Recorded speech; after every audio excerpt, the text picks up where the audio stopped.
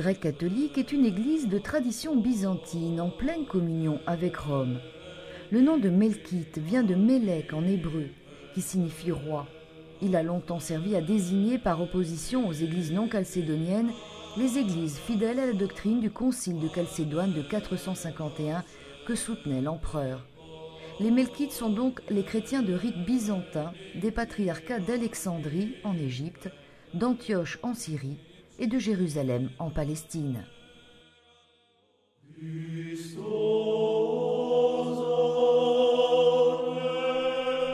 Le patriarcat d'Alexandrie se réduit considérablement au profit de l'Église copte. Celui d'Antioche garde une certaine importance face aux Syriens monophysites. Quant au patriarcat de Jérusalem, il reste intégralement melkite, c'est-à-dire chalcédonien.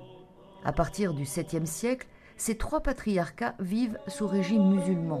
Leur liturgie est de rite byzantin grec, mais leur langue et leur culture deviennent progressivement arabes après la conquête de l'islam. La rupture entre Rome et Constantinople en 1054 n'atteint qu'indirectement ces patriarcats orientaux qui se rangent du côté du siège de Constantinople, mais aucun acte formel ne déclare rompu la communion avec Rome. Cependant, les relations avec l'Église latine s'assombrissent pendant la période des croisades.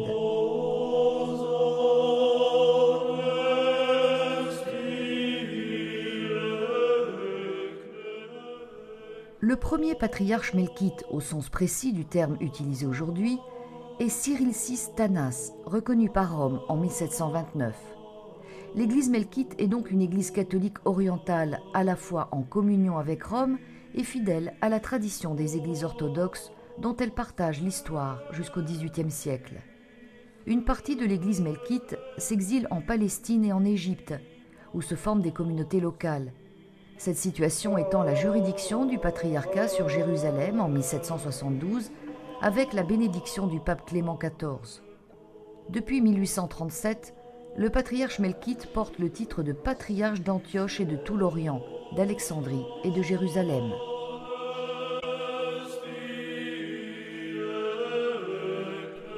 En Terre Sainte, l'église melkite est divisée en 3 diocèses distincts et indépendants. Le premier est l'exarcat patriarcal melkite de Jérusalem.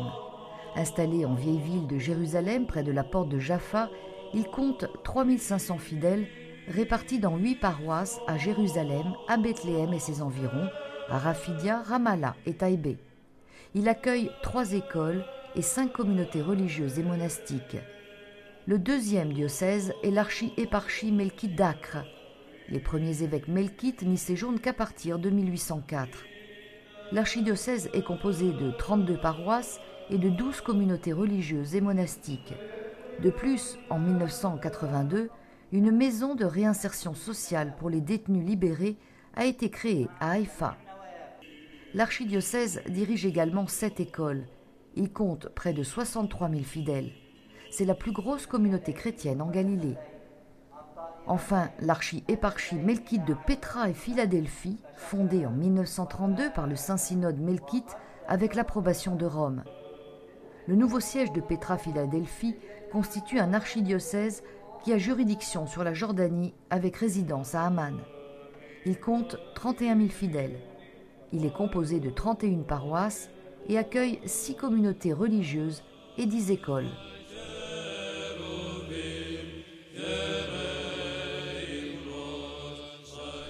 L'Église grecque catholique en Terre Sainte et dans tout le Moyen-Orient est une église vivante et très active, notamment dans les domaines de l'écuménisme et du dialogue avec les musulmans.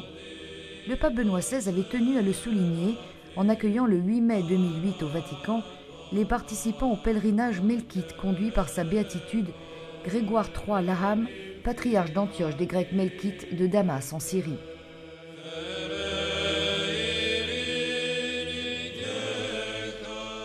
Je connais l'activité écuménique de l'Église melkite catholique et les relations fraternelles que vous avez établies avec vos frères orthodoxes.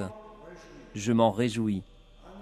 En effet, l'engagement pour la recherche de l'unité de tous les disciples du Christ est une obligation urgente qui découle du désir ardent du Seigneur lui-même.